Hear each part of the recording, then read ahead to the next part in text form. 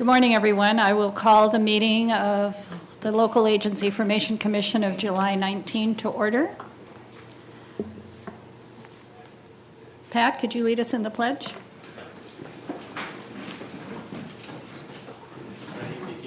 Pledge allegiance to the flag of the United States of America and to the republic for which it stands, one nation, under God, indivisible, with liberty and justice for all. Thank you. Roll call.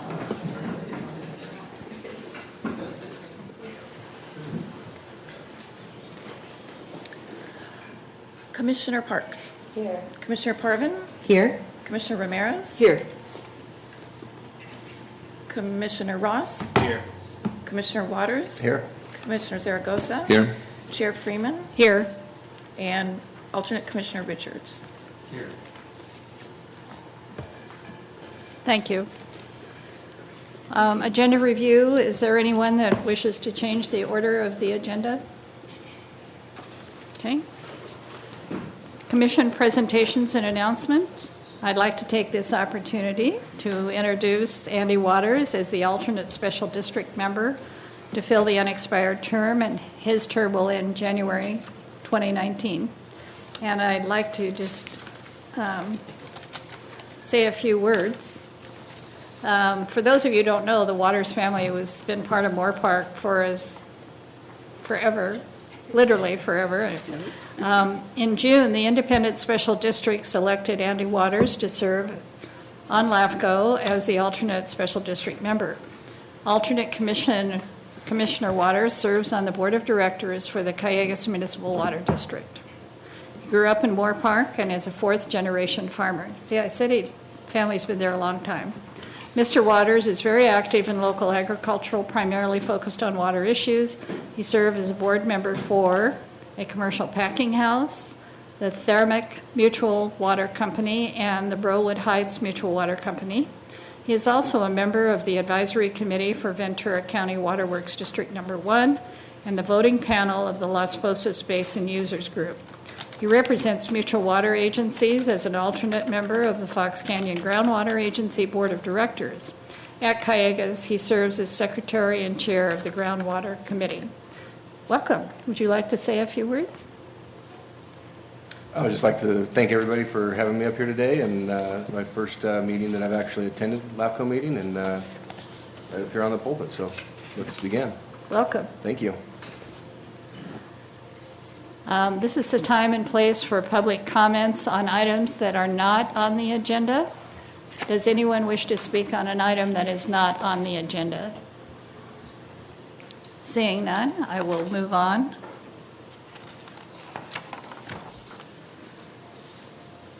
To the minutes of the LAFCo meeting of May 17. Has Chair? everyone had a chance to review them? I was not at that meeting. Move approval. I'll second. Was there a motion? Okay, and a second? Janice? Thank you.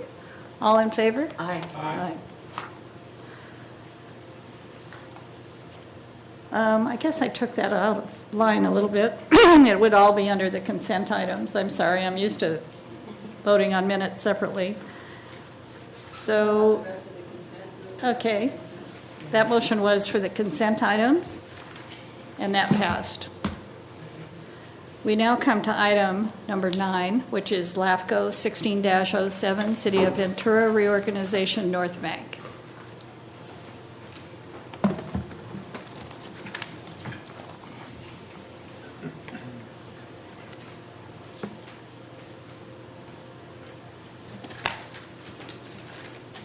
It'll be just a moment as the presentation is loaded.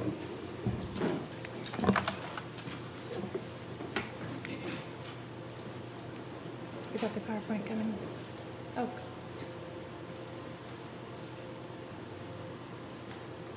Oh, okay. Okay. Yes. Thank you.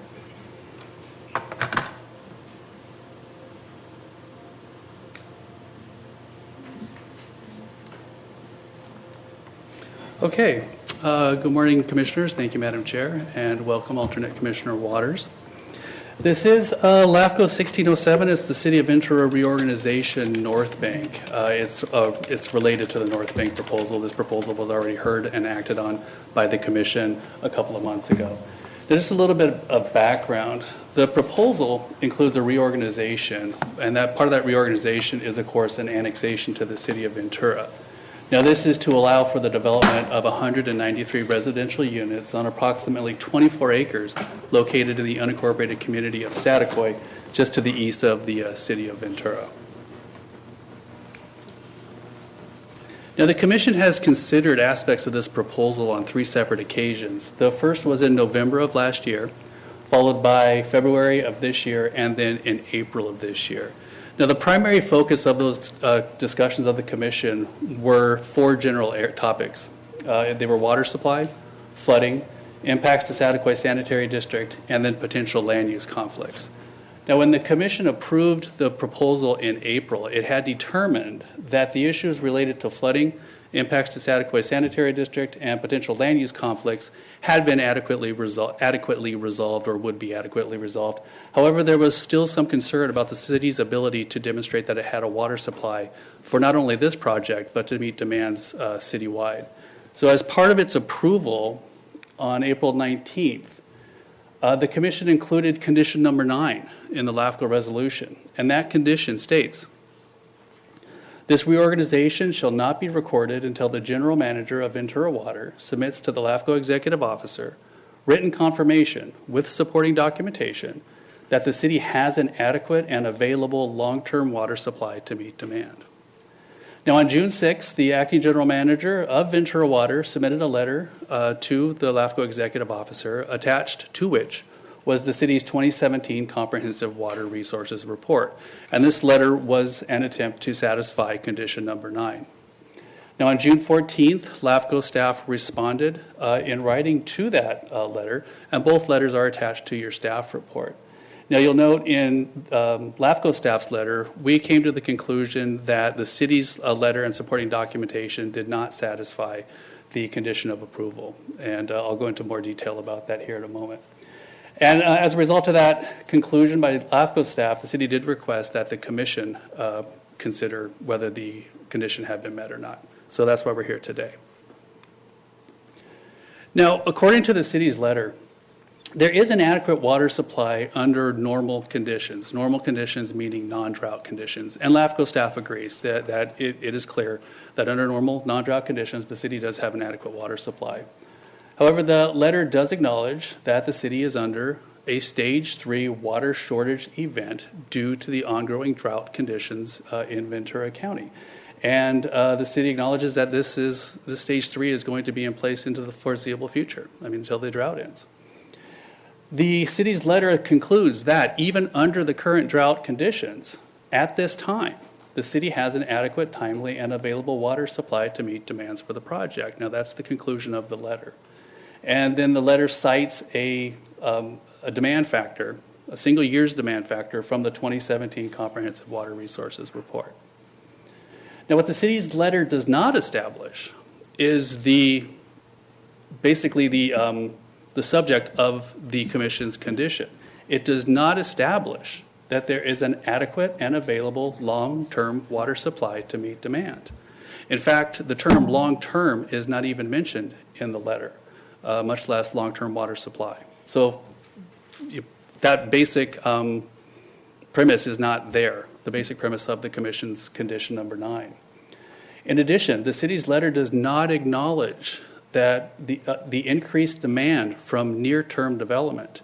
There are literally hundreds and hundreds of dwelling units that are nearing construction, that will increase demand in the very near future, and I'll talk about that here briefly.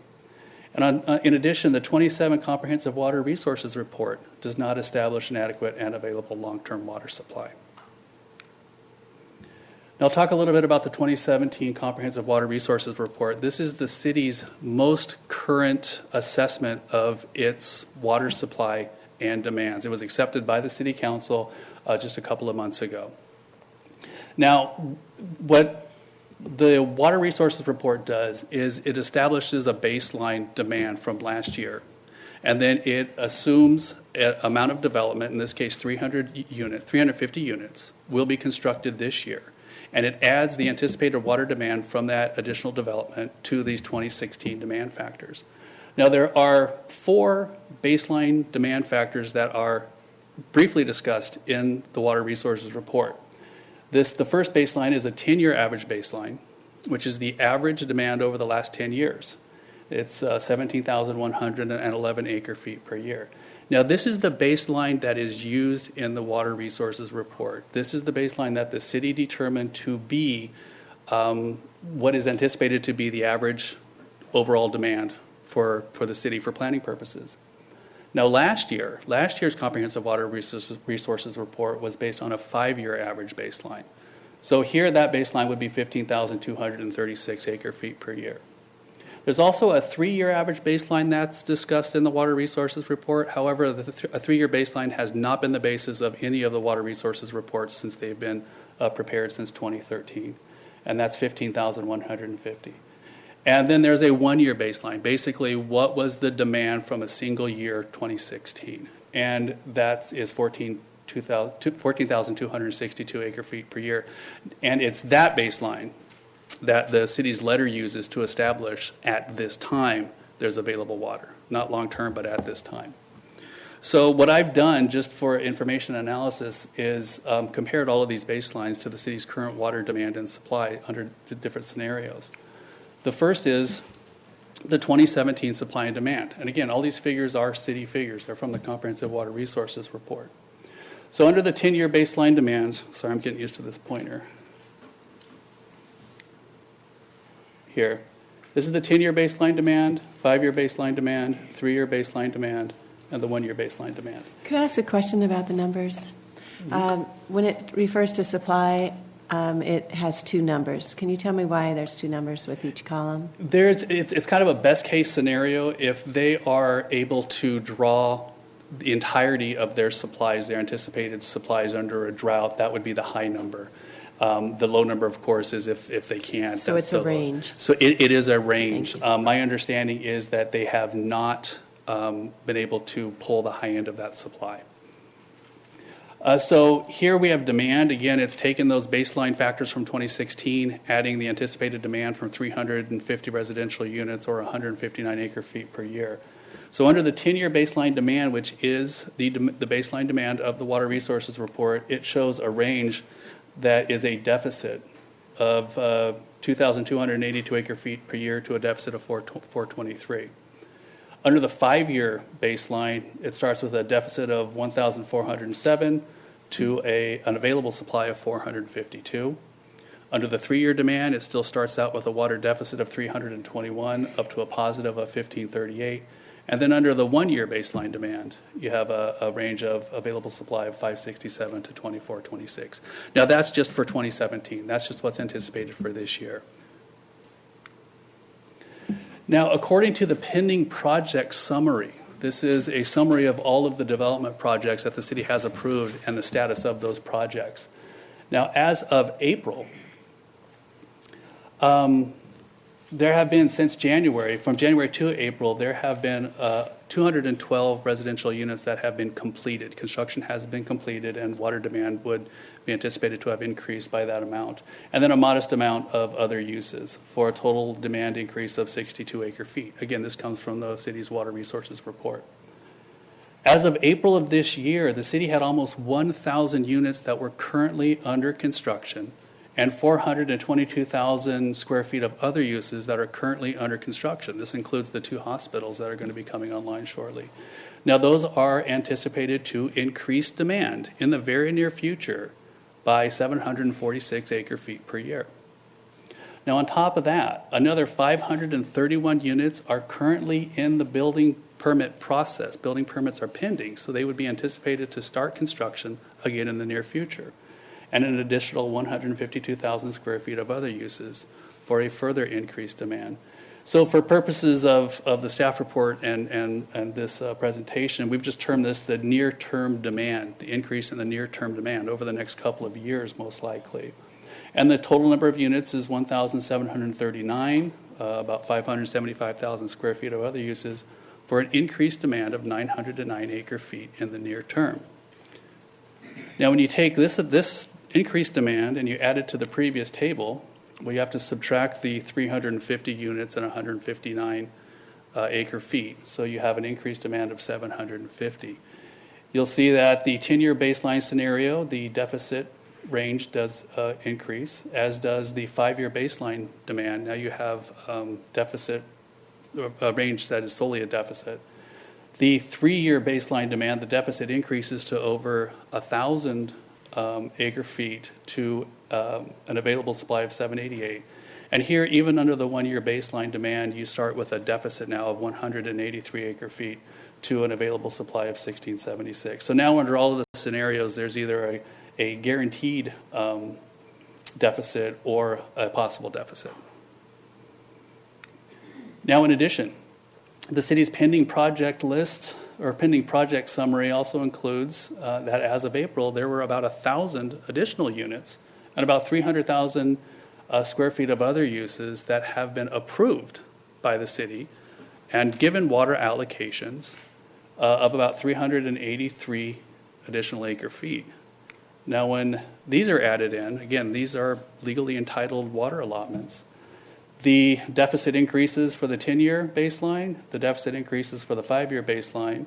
The deficit range starts at 1,454 under the 3-year baseline to an available supply of 405. And the 1-year baseline, the range now is starts at a deficit of 566 up to 1,293 acre feet in available supply. So again, under all of these scenarios, there is a possible deficit water supply. This table is just those 3 previous tables all together, again, demonstrating what the current situation is for the city. And as I said, cities or your staff did determine that the letter and the supporting documentation did not demonstrate that the city has a long-term adequate and available water supply. However, the recommendation is for your commission. Yes. Yeah, Kai, I'm not sure if I heard it before or maybe they did say it. Isn't the city of Ventura looking at connecting to United or Callegas as one source of supply, and also they're also looking at recycling some of the wastewater for the long? I'm just looking at long term. Is that maybe some of the computations or maybe some of the justifications for the additional units that they're looking at? I'm not sure. The city would probably be better prepared to answer that question. However, I have spoken with both Callegas and Metropolitan Water District about this plan to extend a pipe and connect it to Callegas's system to deliver state water through Metropolitan and Callegas, basically wheeling water. Mm-hmm. And both Callegas and Metropolitan have said there is no certainty that plan is going to happen. It will take board actions on both. And it will take some additional studies to determine whether Met can, in fact, under their Enabling Act, provide that water. So it's an open question at this point. Okay, thank you. The letter that the city's Ventura Water sent June 6, 2017 states that they are committed to exploring and developing additional water supplies. And then they mention it, but as you're saying, I don't think that they've gone beyond that aspect. That's correct. Yeah, the viability of that plan has yet to be finalized. Are there any other questions or staff? Kai, when you met with the acting general manager, and you did, I think I saw that in the staff Yes. report, were they tracking with you as you guys were discussing some of these numbers? Were they acknowledging that this is the fact? Yes, I've had several conversations with staff at Ventura Water, and they have agreed essentially with the assessment that we have been providing. And again, all of this information comes out of the city's own documents. Right. Okay. Commissioner Romero? Just a question about the proposal. I guess we'll hear from the city. I see Mr. Lambert here. Do you have a sense of if there is a contract that's forthcoming with Callegas or Metropolitan Water, which is the main where it all starts from? how long that would take? Perhaps I should ask Mr. Waters. Yeah, I don't. The issue there is that the city does have a contract for state water. However, this plan to obtain the state water would require that the amount, which is going to be 3,000 to 4,000 acre feet, even though the contract's for about 10,000 acre feet. The idea was to have this water wheeled through Metropolitan's infrastructure, through Callegas's infrastructure, then connected to the city through a pipeline. However, in order for that water to be wheeled, Metropolitan has to treat the water. So it now becomes a question of, can Metropolitan treat an agency's water that is not a member agency? Metropolitan, my discussions with staff indicated that they do not do this. They do not treat an agency's water that is located outside of their boundaries.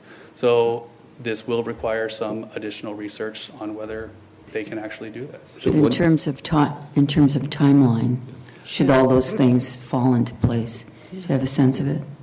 I would imagine it would be in the years. I've heard 2021. We'll ask would- Mr. Lambert if he knows. But, Madam Chair, what Thank kind, you. I'm sorry, wouldn't they work, Metro would work through Callegas? I'm sorry?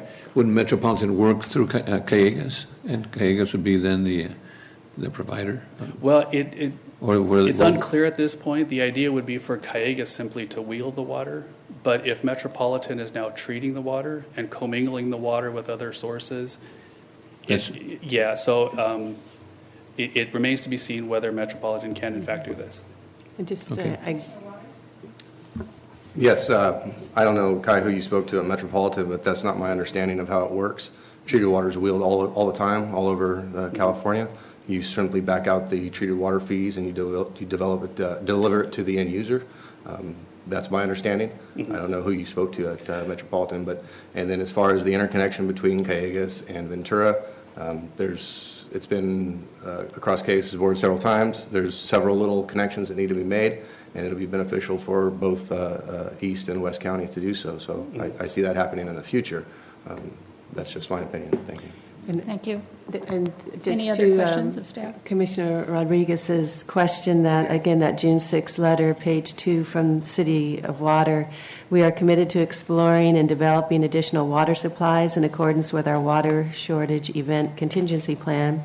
Potential future supplies include, but are not limited to, a connection to state water, which by 2021 could bring an average of 3,000 acre feet of backup emergency water supply, and a potable reuse program, which by 2023 could provide an additional 2,381 to 3,898 acre feet. So they're looking at 2 projects, one for 2021, another one for 2023, that could potentially do that. Any other questions of staff? Continue. Okay. And that concludes my presentation. The recommendation is for the commission to determine if condition number 9 has been met and/or provide direction to staff as appropriate. I will open the public hearing. Commissioner Rod? Yeah, real quick. Kai, just for our understanding, and maybe this is jumping the gun a little bit, but whatever happens today as we deliberate and try and figure out how to ensure the orderly formation of cities and make sure that we have enough resources for our communities to grow, if the board determines that it's too premature to reorganize this project and ensure that annexation, is it something where we end the application and then at a later date, once the city has been able to confirm and really promise and make sure that these water supplies are in the works, we've got some signed contracts, at a later date, then the applicant would come back and seek that reorganization? Well, the city would have, if the commission determines that the condition has not been met, it ends there. The city still has a year from the date that this was approved to meet the conditions of approval. Okay. So the city can come back with additional information Within a to year. try to meet that condition. Okay. If they don't within that year, then the approval expires and the proposal is dead. At that time, they would have to submit another proposal similar to this one that with the demonstration that they have adequate water. For, Kai, Commissioner? for the water only, or because they met the other three conditions? They would still have to meet the other conditions, all of the conditions. So they- This one, yeah, and I think that the other conditions can be met. The city has yet to send out that letter with the changes that were agreed to by the commission. But once that's done, once all the fees are paid, if this condition is met, then we can certainly go ahead and record the annexation. But right now, you just, you're asking us to say that they meet the condition number 9, and should we approve it? Or say we need additional information, and that additional information would be up to 1 year to respond? Is that- Right. This is strictly about condition number 9. Has it been met or has it not? That just brought another question. So if they don't have proof of long-term water availability at this point, they may have it within the next year. If they don't, is there I know with cities and counties, if you reject a proposal, they can't come back with the exact same proposal. Does that also apply to LAFCo? There's like a 1 year or so when they can't come back unless you approve it without prejudice? Yeah, I don't know, because this would be an expiration of the time, whether that would I believe you are correct, Commissioner Parks. It's either a 1 year period or a 2 year period, depending on facts under CKH. However, your commission has also under CKH the authority to waive that time period. Okay, so that might be part of it too. Thank you. Any other questions? I have a question. Yes. In the letter that we received from Ventura Water on June 6th, it references in the very last paragraph that should conditions change, and they're implying that they have the water, Government Code Section 65858 and Water Code Section 350 provide the city the authority to deny building permits and/or water service connections due to inadequate water supply.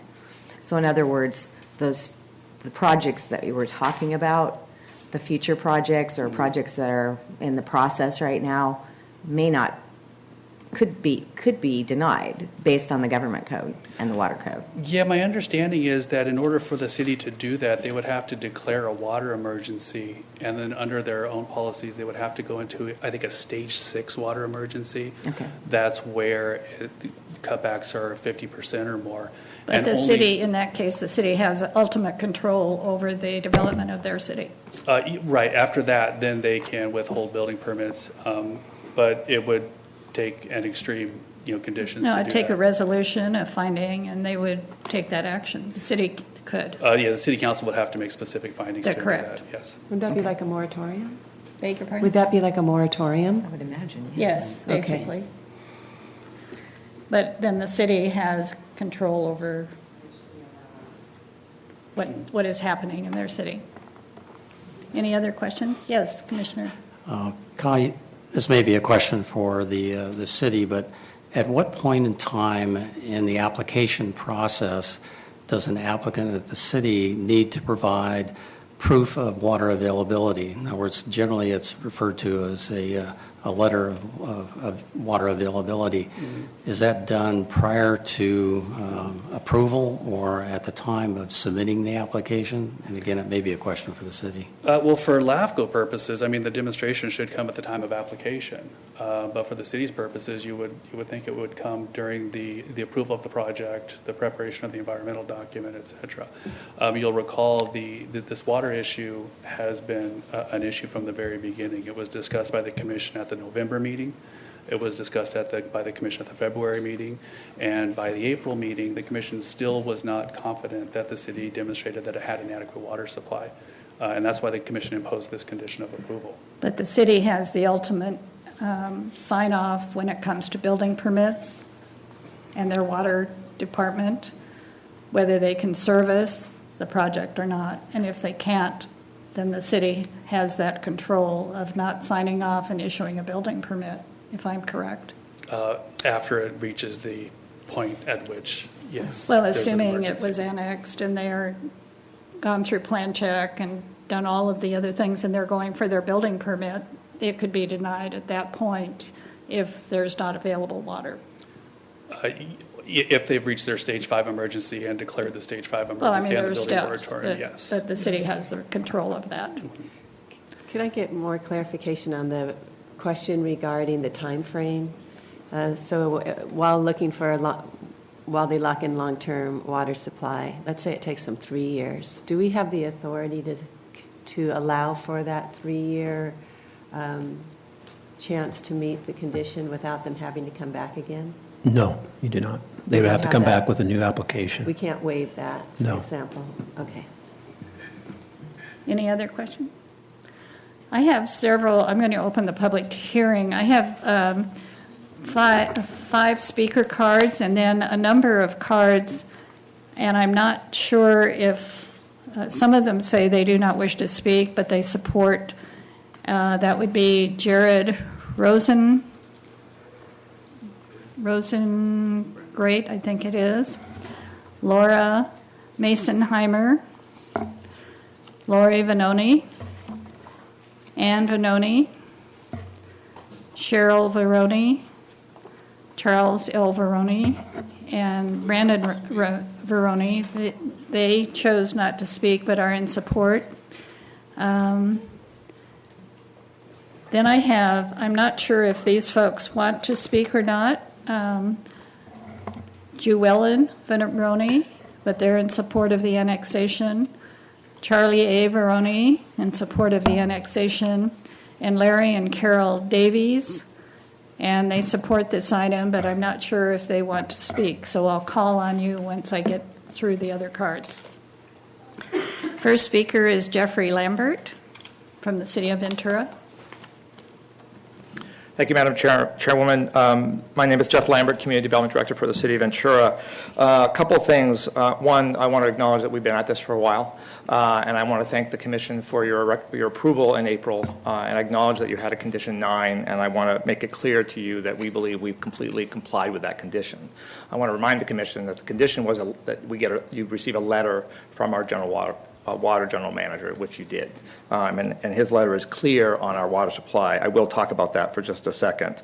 I also want to, just for the record on all the speakers, I know I want to bring up Charles Vanoni. He'd like to speak. Obviously, several of the family members are here, and maybe most of them just want to do a speaker card, a comment card, but some might want to speak. Just a couple comments. I'm basically really reading from our interim general manager's letter to your executive officer, but I think it's important to put that into the verbal record, some of which has been read by Commissioner Parks already, but I think it's important for me to say it out loud. One, the city has adequate, I want to make sure I quote the letter, the city has adequate, timely, and available water supply to meet the demands of the project as explained below. That was the condition that you imposed, and he went beyond that by adding more information. One, just to make the statement that we carefully monitor the available water supply and demand trends. It's something that the city does annually. We provide a report to council annually that really looks at how is demand and supply matching, and not only in today's moment, but what might happen in the future, and looking at where that might cross, where that demand and supply might cross, and we take necessary steps accordingly. So that we go beyond what the statutes require to monitor our water supply and demand to make sure that we stay on top of the future demand that's coming.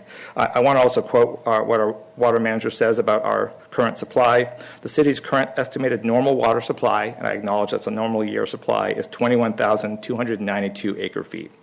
This exceeds the projected water demand of 17,270 acre feet in the year 2017 and 18,519 acre feet in the year 2025.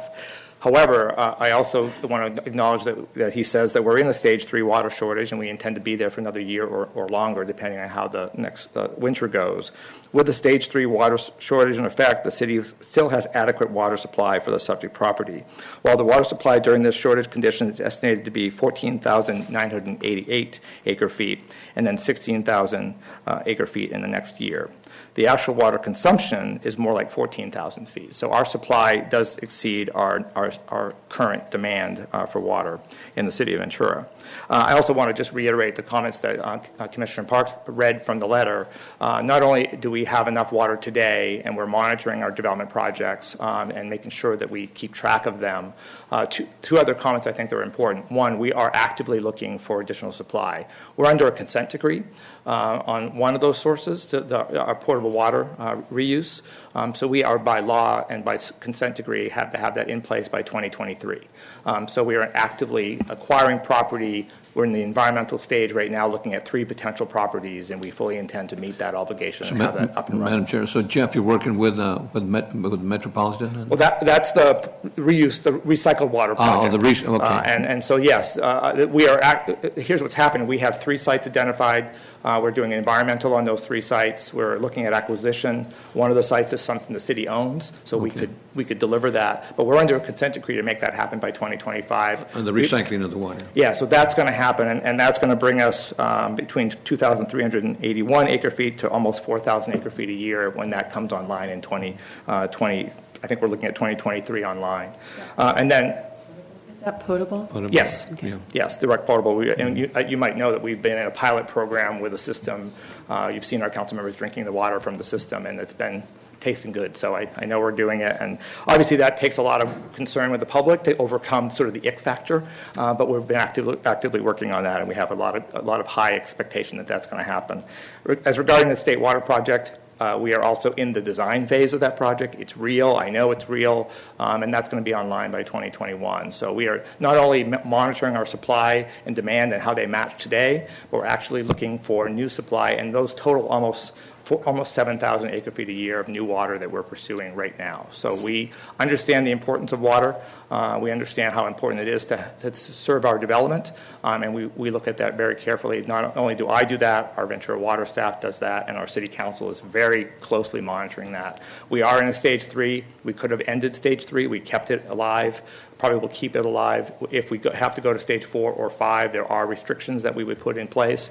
I also want to acknowledge if we now say only in stage 5 can we stop building permits, but we need to change that action, we can amend our drought plan and do it at an earlier stage. That's all within the control of the city council, and the city council is very much paying attention to this issue because they understand how important it is. And I can tell you, they probably have a speaker at every council meeting saying, pay closer attention to this issue, so they have no choice. So and let me ask a question. Sure. The city council then is actively directing staff to develop water sources. Absolutely.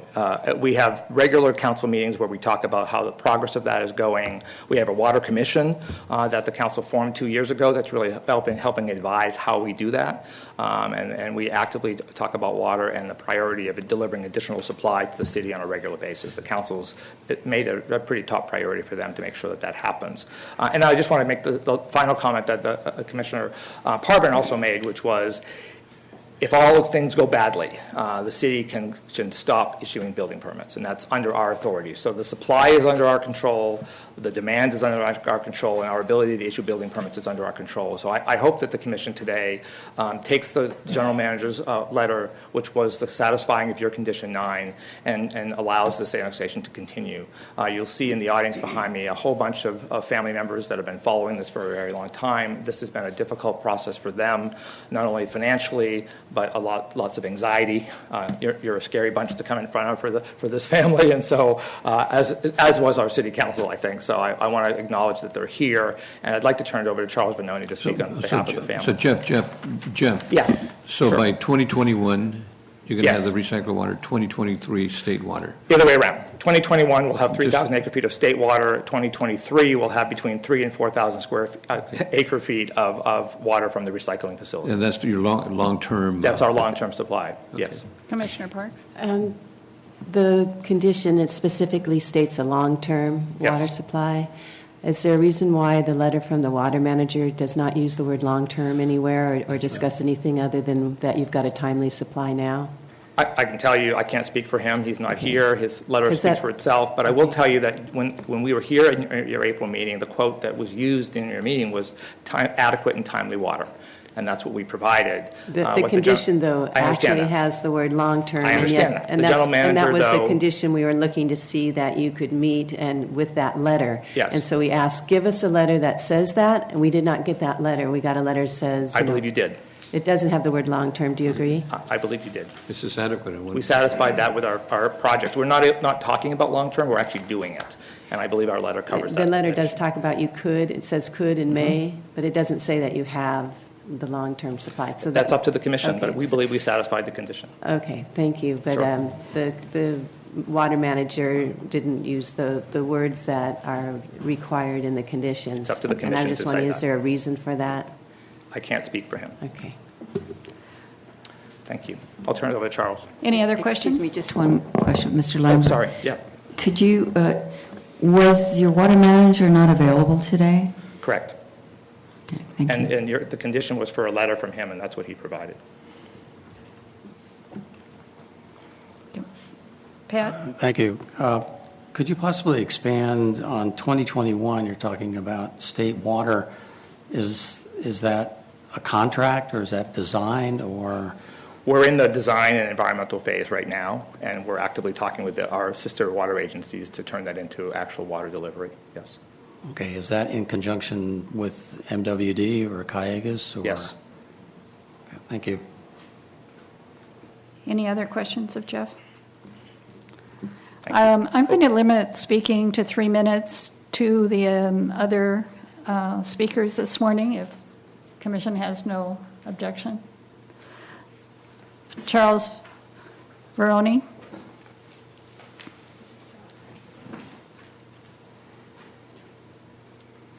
Good morning.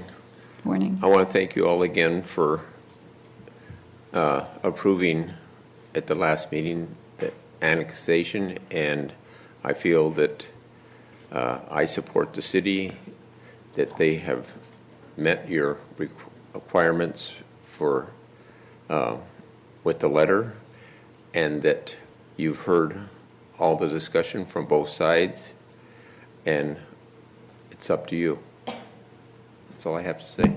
Thank you. Tara Vanoni? She does not wish to speak. Gwen Vanoni? No, thank you. She supports the annexation. Robert Hill? I support the annexation, but don't wish to speak. You do not wish to speak. You support the city? Yes. Thank you. Larry and Carol Davies, support this item? AWES, and I strongly support. You support the annexation? Position, and we'll leave it to the city, please. Okay. Lynn Jensen?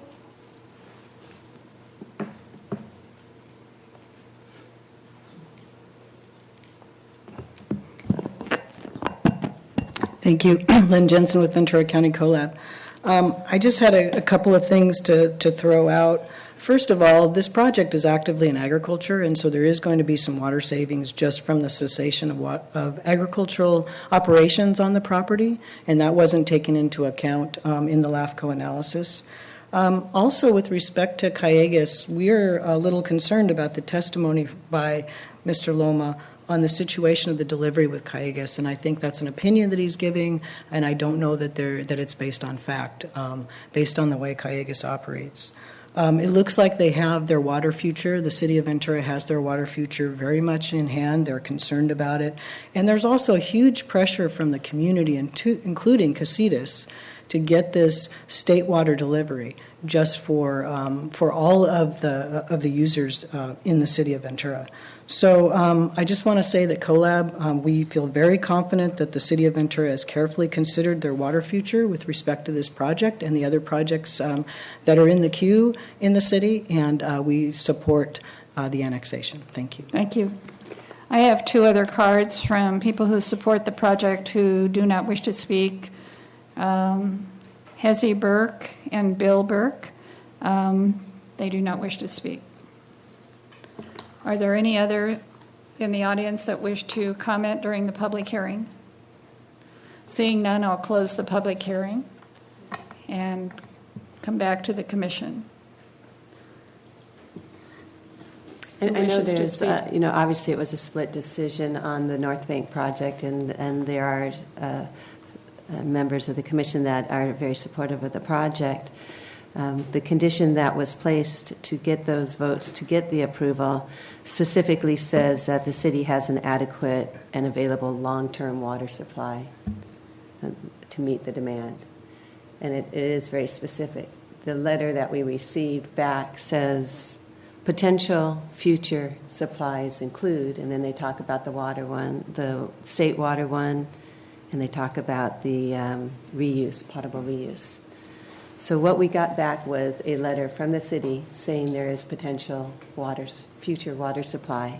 Does that meet the condition that the city has to provide us a letter that they have long-term water supply when they say they have potential? I don't think that that is telling us that they have it. They're saying we have the potential of it. I think they've gone far enough down the project. If their water manager can write us a letter in a year from now, they can still qualify under this approval if they have actually got long-term water supply. In the opinion of the water manager, we don't have that before us right now. So that gives me concern. Other comments from the commissioner? I think it would be ridiculous to deny this approval based on the fact that they left out long-term in a letter addressing this board. I'm sorry. Commissioner Roth? This quasi-legislative body is charged with ensuring the orderly formation of cities. I can't help but feel like we're jumping the gun by approving this annexation without having contracts in hand from these water districts that will eventually deliver the water. I'm sure they will, but we don't have anything in hand right now.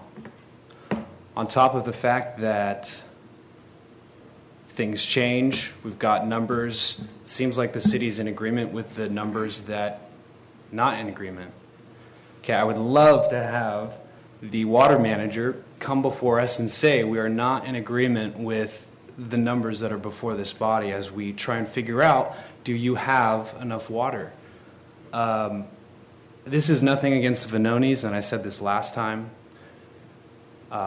Absolutely nothing to do with the Vanonis. This is the city's inability to prove to this body that you have enough water now and in the near and long future. We've got a year to do this, hopefully between now and then. I'm of the perspective that the city has the ability to put together some documents with these water agencies that will deliver the water. And don't get me wrong, this will be a neighborhood someday. It's going to be a beautiful neighborhood someday. But we're not there yet. Commissioner Ramirez? Well, sadly, I'm going to agree with Commissioner Ross because I think it's inexplicable to me why we don't have the water manager here for the second time. I think one can speculate why. I won't. But we have a job to do, and as much as I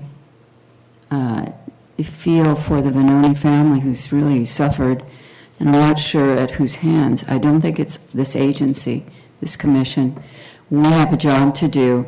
I have been following water in California, what's going on, and although there are a lot of pretty words about potential, the fact is California is in an extreme water deficit situation.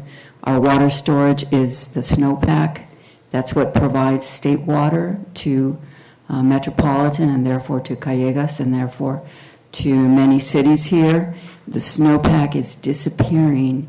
It's melting too fast to retain it. And we can't build castles on the sand. And we have to really know where our water is coming from. We have to be more conservative. We have to use it. And we cannot make plans based on hopes and wishes. We have to, this agency, maybe other entities can do different things, but I see our role as making sure that it's there. And I'm sorry, the city of Ventura, God bless you, you need to be more forthcoming about what you have and what you don't have. And I wish you well. We're all in this together. I agree with Commissioner Ross. Within a year, come back, please tell us you've got the water in very definite terms, and it hasn't been done. Commissioner Parvin? Yeah, a question. if we could get the representative from Ventura Water to come to our next meeting, would that be something that the commission would entertain? Because that individual may be able to bring some answers to the Some questions that we clarity. have right now. I would hate to not move forward on a project today if we have the ability to continue it to one more meeting and maybe get those answers. I was curious. Commissioner Zaragoza? Yeah, Madam Chair, I agree with Commissioner Parvin.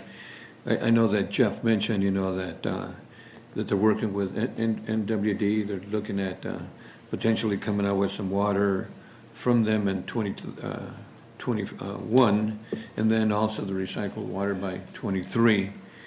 And I feel the same way. I think that this has gone on for quite a long time. And I believe if, the water manager from Ventura says, look, there's adequate water and long-term water, you're saying it, Jeff said it, give us that information so we can go ahead and approve this item.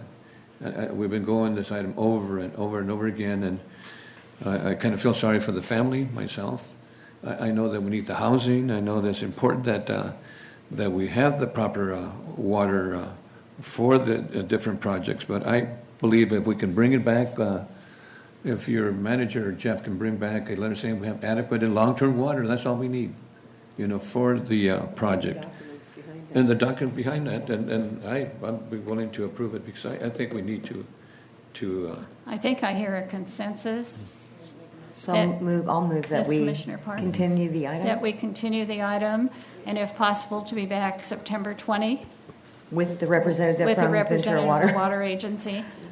I will say that I understand the responsibilities of LAFCo to ensure that future services are provided and provided adequately. That's right. But I also think I'm not sure how far we go to question the information that's provided to us, and that's the conflict that I have personally. In the end, the city is responsible for providing the service. The city council is responsible for providing the service. If they can't provide the service, it's their responsibility to stop development. It's not our responsibility to stop development. And so I have some concern about the time frame and the process. But that being said, if there's a consensus, we'll come back September 20, if that's possible with the city. I would just ask, we're basically continuing this so they can meet the condition. Correct. And the condition specific that they have, that they Long-term. have a letter for Adequate long-term, long-term. and also that they have supporting documentation of Right. that. So if you have information and maybe city council actions As long as we have. that would we have provide that condition. documentation, if the city could provide that, that would be very helpful. Madam Chair, can I Yes. request something else from maybe Kai and maybe our attorney to share with us our responsibility as the LAFCo members, why we're looking at meeting those conditions that are part of state law, LAFCo law, and also the responsibilities of the city. So I think that we have a responsibility, and my understanding is that the condition number 9 was placed there because there are conditions under LAFCO law and so forth that we need to abide by that. Not because we're against the city or the developer or so forth, but just to share what is our responsibility as LAFCO members. When we come up here on this board, we put in our LAFCO hats on, not our supervisors or city council or other, but what is our responsibility as LAFCO members? And what is the applicants or agencies' responsibilities? And I think that having that clarification would really help us a lot in the future as to what our responsibilities are as LAFCO members. Do you want to include that in the motion? I'd like to include that in the motion if Okay, may I have a motion, please? so moved. Thank you. And that includes the continuance till September 20. Second. All in favor? Aye. Thank you very much. I think. We need a roll it call. was, and I think that it doesn't have to be September 20th, just continue until they have that information. Okay. Right? Okay. But target September 20, That we're if certainly possible, welcome. if possible. As soon as they can. Yeah, so, Excuse me, Chair Freeman, I'm not sure I want to make sure it's clear whether it was a unanimous vote. If not, we'll need a roll call, just to be clear. Okay, may I have a roll call, please? I second.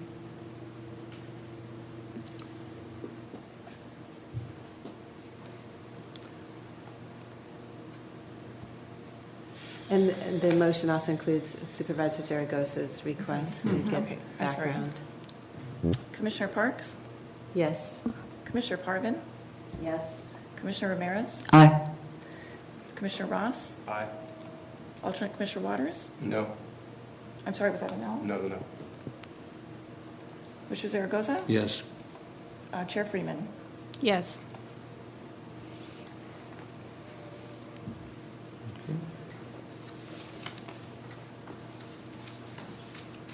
Thank you. All right, we'll move on to agenda item number 10. Commissioner's Handbook, Section LAFCo as a responsible agency, consideration of agricultural mitigation measures by lead agencies.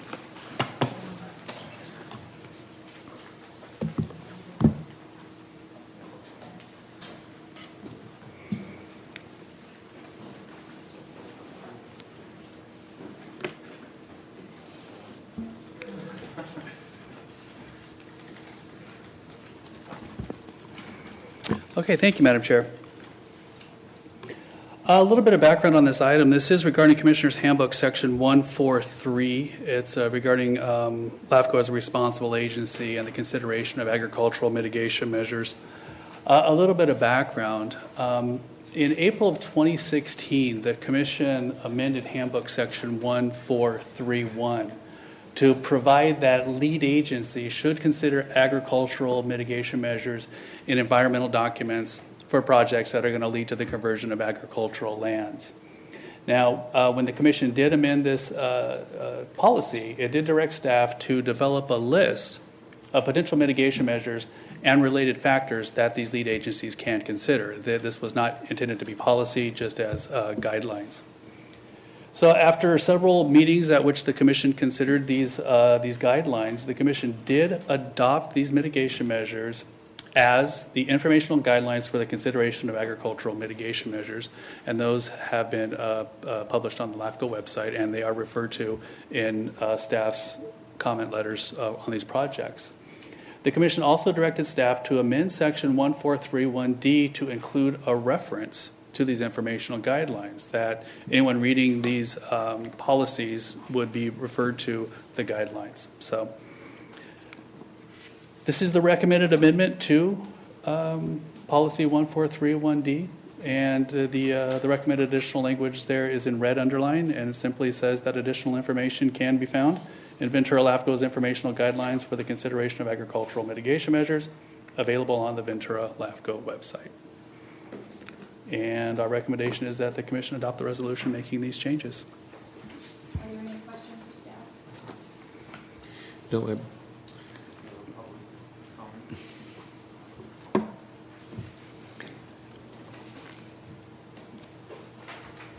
will open the public hearing. Lynn Jensen.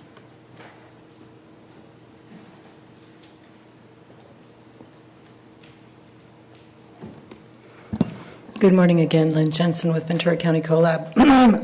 I read over the staff report late last night, so I'm going to make a couple of comments. One of them, the first section describes examples of mitigation measures, and I think that has been agreed on. We've talked about that a lot. I just wanted to bring up one point that's happening. I've seen it in the newspapers and been talking about the transfer of development rights, which is something that has come up. It's not something that's in this. I'm not sure if you want to add it at the last minute, but I did just want to bring it up that is something that can potentially help people who own particular multiple parcels to be able to cluster development and transfer development rights as part of perhaps the mitigation of agriculture and put that into conservation easement. So just a comment.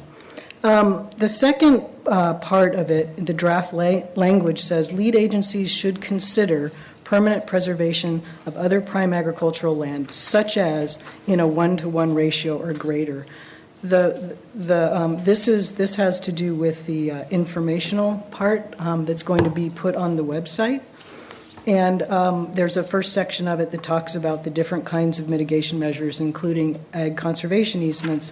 And in the second part of it, it says, if you're going to consider these conservation easements, you should consider permanent preservation, such as a 1-to-1 ratio. And I'm wondering what the intention of the LAFCo board is here, because is that going to keep lead agencies from wanting to consider conservation easements, because they're going to be forced then to should consider 1-to-1 options, which in many cases, in fact almost all cases, is probably not going to be economically feasible. And would this be a deterrent to considering these easements, which we'd all obviously like to see on these projects? And as we pointed out before, in the project in Santa Paula, East Area 1, there were some good conservation easements that were recorded there. Of course, they weren't 1-to-1. So I wonder if there's a couple of things that could happen, and that is that you could change the should consider to could consider, or perhaps even remove the 1-to-1 ratio number that I think is going to be perhaps a deterrent to some of these lead agencies.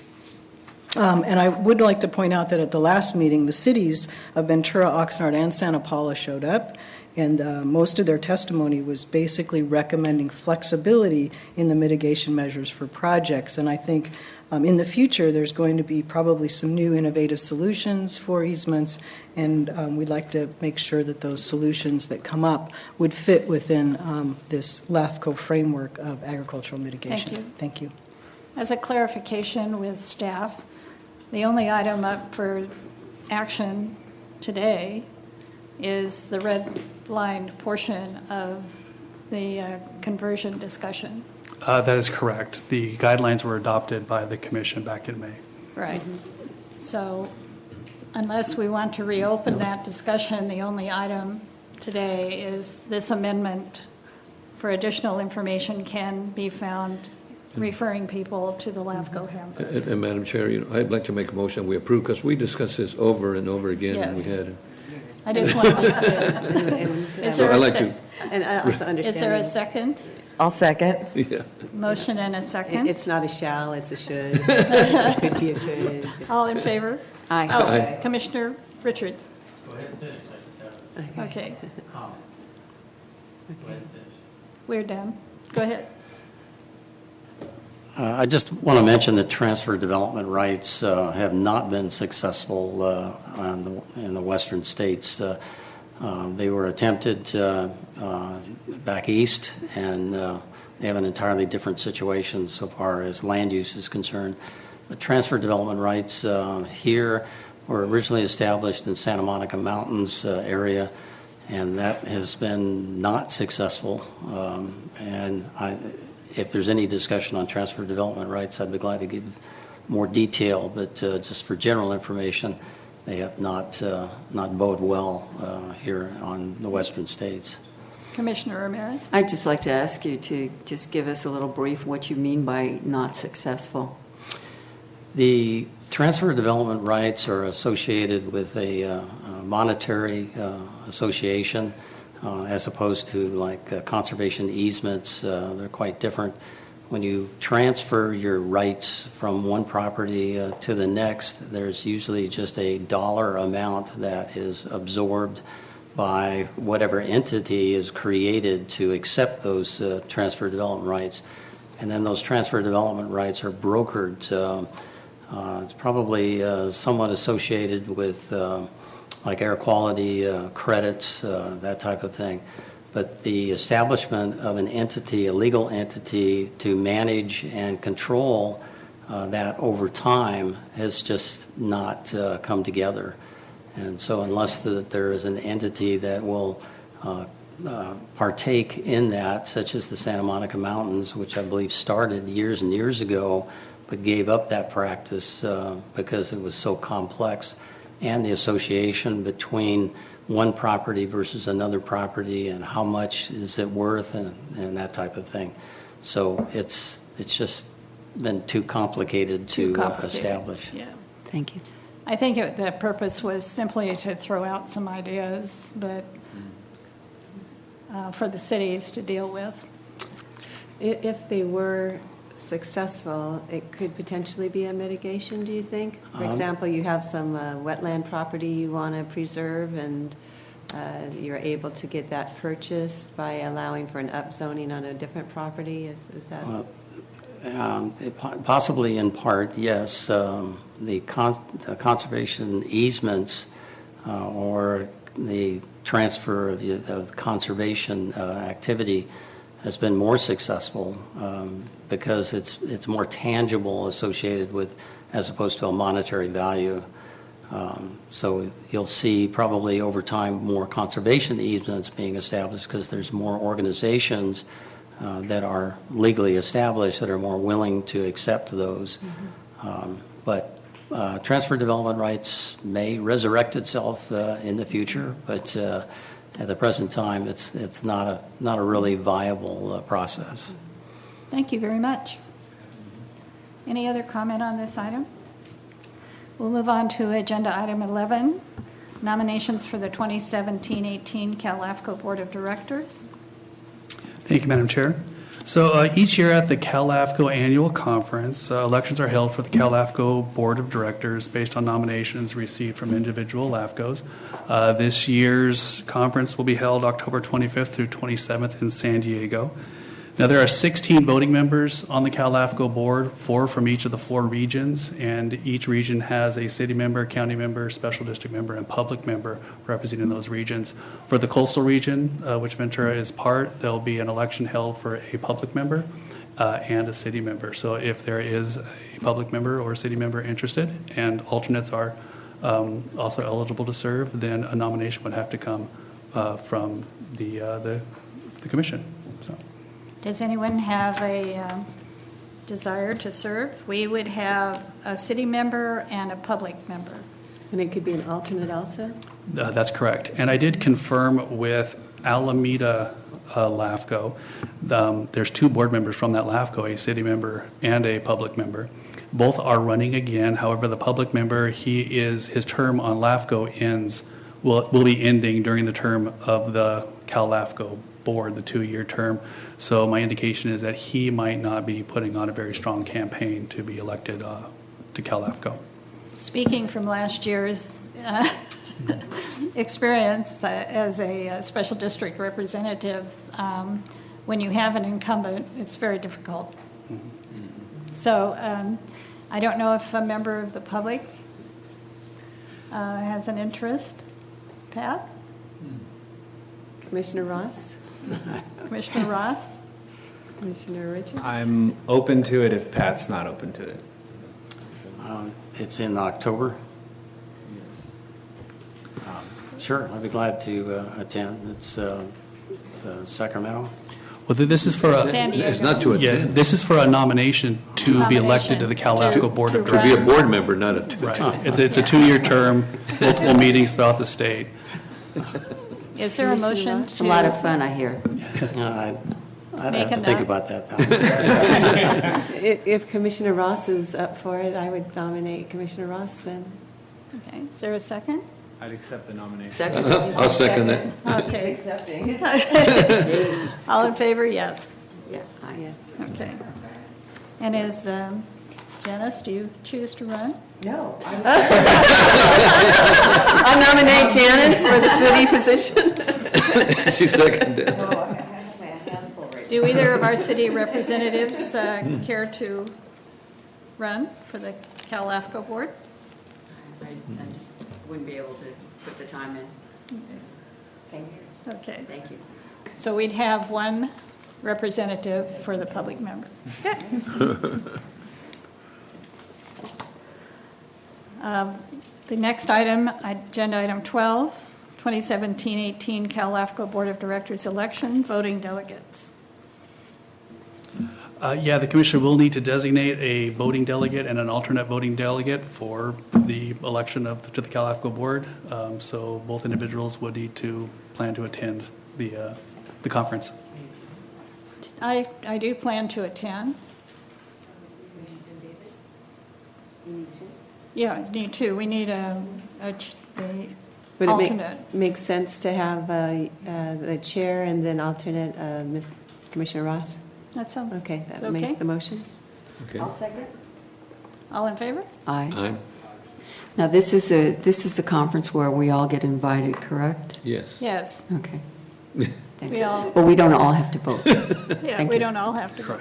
We don't all have to We go. back you up. But it is interesting. Very. This year it's in San Diego. Mission Bay. Mission Correct, Bay. yeah. Yeah. All right. Beg your pardon? Who? I made the motion, yes, I Yeah, did. Mark. Mark. Did you get that, Rochelle? Okay. We'll move on to the 2017 Cal LAFCo Achievement Award nominations. Right, and this item is for the commission to determine if it wishes to submit nominations for the Cal LAFCo Achievement Awards. Again, these will be voted upon by the Cal LAFCo Board Committee and announced at the 2017 conference. There are 12 categories, and those categories are listed on page 50 of your staff report. If you have any nominations, you can make them as a commission, or you can even make them as individual commissioners. I would recommend that the commission may want to consider nominating the agricultural mitigation guidelines. I think that the public outreach and the stakeholder involvement and then the product is very unique to the LAFCo world, and I think it would have a shot. Even though we won just 2 years ago for that same category, hopefully they'll You know, give when us. you're outstanding, you're outstanding. That's true. I agree with it. I think, Would that be under the Government Leadership Award, or what would that be under? I will take a look at that, either the project, the outstanding LAFCO project, or perhaps the achievement. I'll take a look at what category it best fits in, and then I'll write up the nomination. Okay. I agree completely, and I actually wrote that down to nominate that project. I had it down too, so. Yeah, because we did have so much outreach That's right. across the county.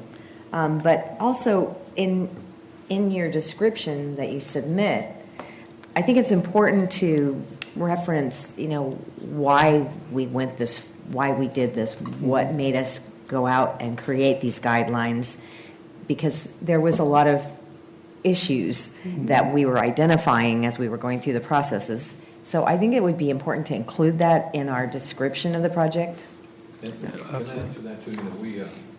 We also had the workshops over in Camarillo, remember the couple of workshops, and we had a lot of input from other agencies and numerous individuals. So it was a well-attended workshop, and we did a lot of work on that I think needs to be shared with the rest of the folks. Well, absolutely. And I think it's a great example because the commission recognized its limitations under CEQA as a responsible agency, yet still came up with a policy and guidelines that really do encourage these cities and special districts to meet the expectations of the commission to a degree. So Absolutely. They don't have a category for the longest time it took to get there. I think we started this, at least 5 years. That's right.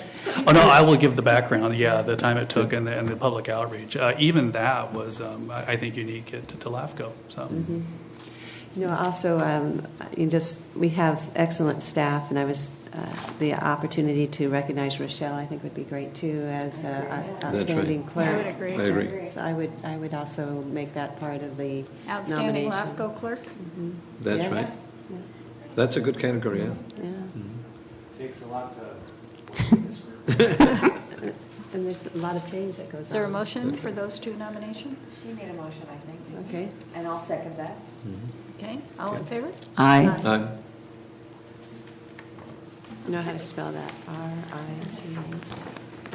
And I would like to, informational items. Did you want to speak to that?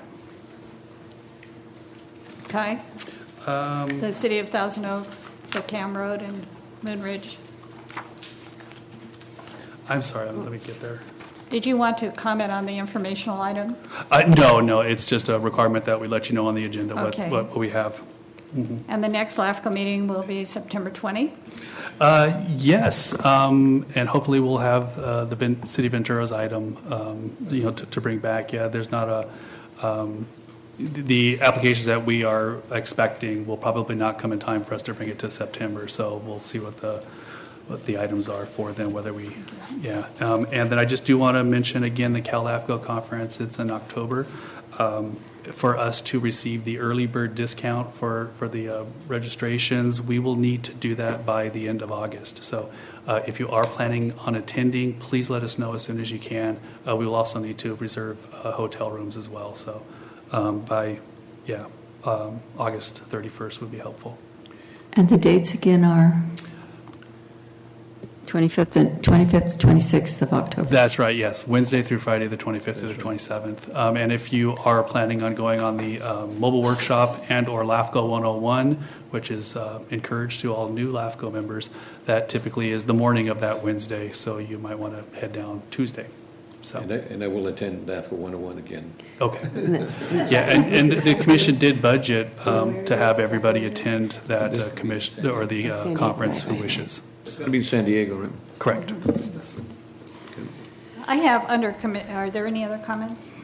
Under commission's comments, I would request that there has been a lot of legislative action this legislative season in Sacramento on LAFCo.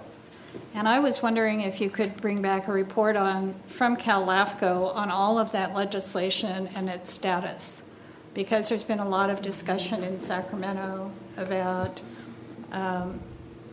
merging agencies and how to deal with issues related to LAFCO. So I think LAFCo probably has a report available, and I would like to see it come to this commission. Oh, absolutely. Would you like that as part of the next meeting or separate from that in a memorandum? Or separate from that, and we can discuss it. But I think it's interesting because I follow all that legislation, what's been going on, and the commission might find it useful to see what's going on in Sacramento. Okay. Not only just specific to what it does to LAFCO, but also laws out there that affect our jurisdiction. Like there's a law out there to allow for development if you truck the water in, that's good enough. So that one I think finally got gutted, but that had moved through committees unopposed. And like the extension of services beyond boundaries, there's been a lot of discussion of that this year.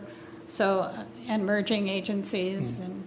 So there is a lot that's gone on up there this year. Yeah, typically as part of the quarterly report that LAFCo puts out, they'll give an update on pending legislation, and I've always included that in my update memo when that comes out. But I'd be certainly happy to focus on those which brings issues. up another thought.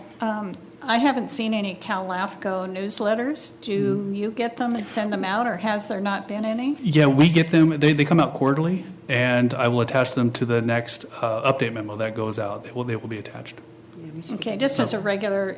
It's a regular. Yeah, that's our regular practice. No, I mean for this commission to get them regularly when the quarterly report comes. Oh, okay, as an agenda item, sure. Okay. Thank you. Any other comments or questions? I did want to comment. The hearing that we had today, I just was really impressed with our staff's ability to look at the future of Ventura, because they haven't been very upfront in disclosing what they have in their pipeline, as it were. Being able to look at what are the actual building permits that are out there that haven't been built yet, looking at the projects that are in construction, looking at the projects that have been approved by the council but not permitted yet. Having that information is so important if we're looking at a one-year snapshot that they brought us. So my appreciation for the hard investigation work that you did. Any other comments? Not to complicate people's lives more, but I did it. I was selected to be what is called a Water Fellow for Water Education Foundation, Latino Leaders for Water. And we have been going to, once a month for more than a year, we're going to be going to all over the state. This last weekend I was in Oakland. We have presentations on cap and trade, what's going on in the San Joaquin Valley with subsidence because of overpumping and the fact that many people do not have clean drinking water and their only source is groundwater.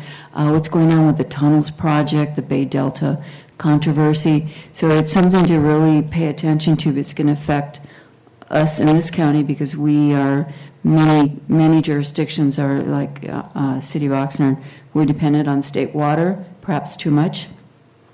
And groundwater is scarce and people are starting to jostle over it if they haven't done it before. So something to really pay attention to. You know, the governor wants to get the tunnel project through, and there's a lot of concern about an earthquake coming and disrupting the supply of water. And I know you're going to be hearing about this a lot at Callegas. What do we need to do to protect, future-proof our area and everywhere? And so it's something that is, I know everybody pays attention to a certain degree, but it's becoming very insistent in my mind, what we need to do and what we need to pay attention to keep our economy going and our health. Any other comments? Do I have a motion to adjourn? So moved. Second. All in favor? Aye. Thank you. Thank you. Great job. You did a great job. I'm going to nominate you as your